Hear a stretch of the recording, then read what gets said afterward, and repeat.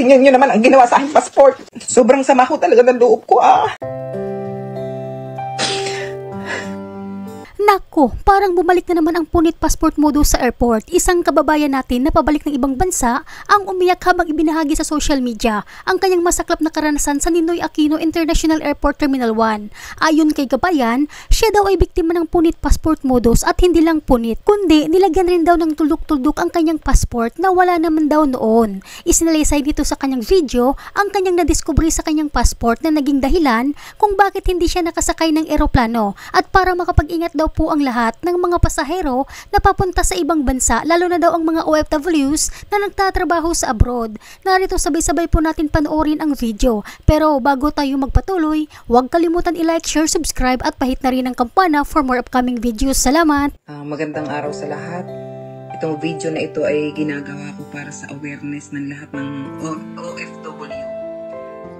Ang kwento kong ito is about sa punit passport na nabiktima ako kanina ngayong October 3 sa NAIA Terminal 1. Ang kwento ko ay magsisimula nung ako magpunta sa baggage counter check-in.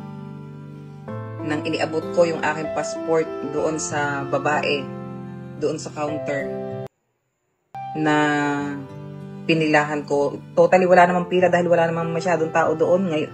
Kaninang umaga, mga around 8:15 ng umaga.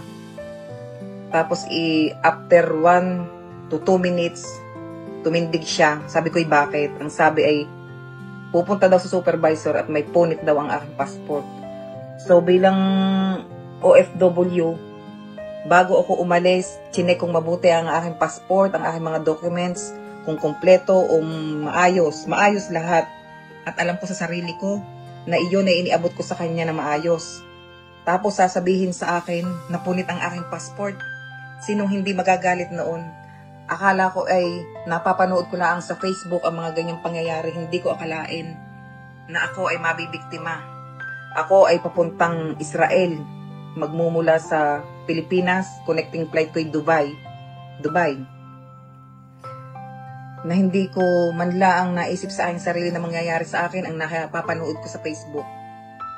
Sa aking mga kaibigan na nanonood, i-share nyo ito.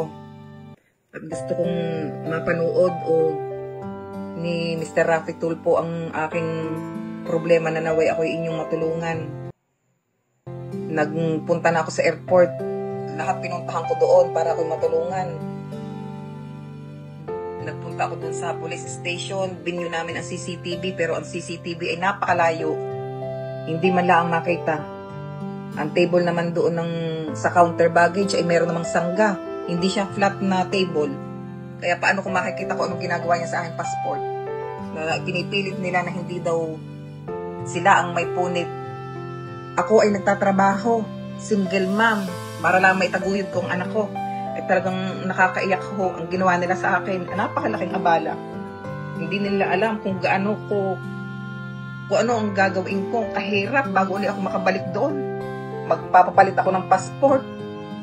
Bibili uli ako ng aking ticket na sobrang mahal. Bago kumita ng pera, ay talaga akong nakakaiyak Hindi ko mapigilan ang aking sarili, talagang umiyak. Ako kahit naggegera sa Israel, ako hindi na uwi. At ako'y makapagtrabaho lang para ang aking anak ay mataguyod ko. Tingnan nyo naman ang ginawa sa aking passport. Ayan ho, Ayan ho, mapunit. Ayan kung inyong nakikita. At ang likod ho niya, ipapakita ko sa inyo. Areho.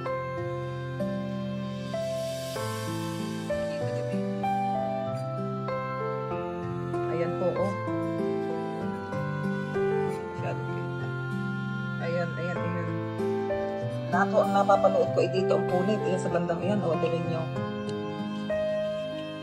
Ayan ho,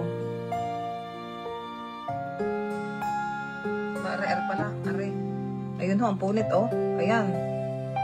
Ayan ho, puro ganyan ang punit. Ayan ho, makikita nyo yung punit. Tapos dini pa, makikita ninyo sa punit, ay meron pang mga tuldok. Hindi ko alam kung anong ginawa nilang pag tuldok diyan. Ayan ho, ang punit, malinaw na malinaw. na meron pang tuldok, na ilang tuldok. Hindi ko alam kung yan idiniinan nila para lang iba punit.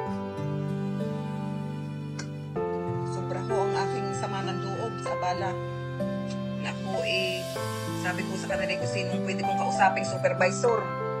Wala man lang akong nalapit sa akin. Ang tagal. Noong may lumapit ho sa akin, ay malao na.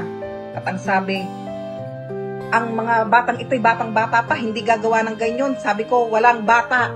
Wala akong pakialam kung bata yan. Kung gusto nilang gawin. Hindi ko alam kung anong kanilang purpose at pinupunit nila ang passport ng mga OFW yung kagaya ko.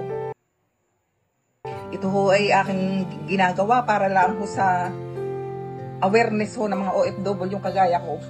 Hindi nyo alam ang sakripisyo namin mga OFW. Kaya kami naalis ng bansa. May taguyod lang ang pamilya. Ang aking ticket, bibili na naman ako sa sobrang mahal.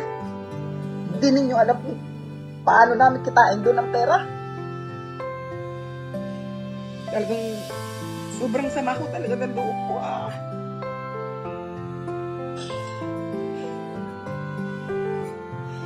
Pakishare lang ho nito at talaga naman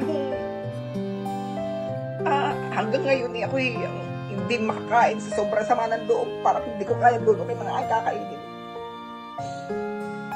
Ako ho ay nananawagan sa Rapi Tulfo na ako ay matulungan sa aking problemang ito.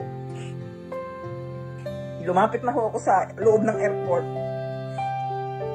na akala ko mariresolve ba, pero ang sabi ay wala daw magagawa dahil hindi daw nakita sa CCTV na may survey unit. Ako ho kaya umuwi, namatayan ho kami. Ito ho emergency ang uwi ko. Tapos ipagbalik ko dito ang nangyayari. Ito na yung napakasakit ko para sa akin. Namatayan ka na tapos ganyan pa ang gagawin sa iyo. Naghahanap buhay ho ako ng marangal, ng patas. Bakit naman gahugan yun kayong mga taga-airport? Hindi lang ho ako nabiktima ninyo. Marami na ho ako napapanood pero hindi ho man lang sumagi sa isip ko na ako isa sa mabibiktima ninyo. Mga nagngingiti ang pa kayo doon ha? Mga senyas-senyas na inyong mga matang pinagmamasdan ko. Paki-share lang ho at paki-hashtag ho. Paki-mention ho kay Sir Rapi Tulfo. Talagang gusto kong sana ho ay ako'y matulungan ninyo. Talagang napakahirap ho bilang isang single mother. Tapos nagsasakripisyo para sa mga anak. Napakahirap ho.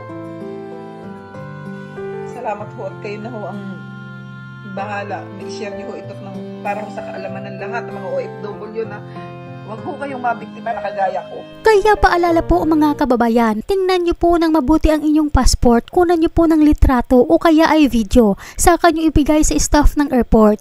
Para kung sakaling matulad kayo sa sinapit ni kabayan, may maipakita kayong patunay na walang sira ang passport mo nang ibigay mo ito sa staff ng airline. Mag-ingat po kayo dahil nakasalalay po sa passport nyo ang inyong biyahe pabalik sa abroad. Hanggang dito na lamang po, mag-ingat po kayo palagi kung saan man kayo ngayon.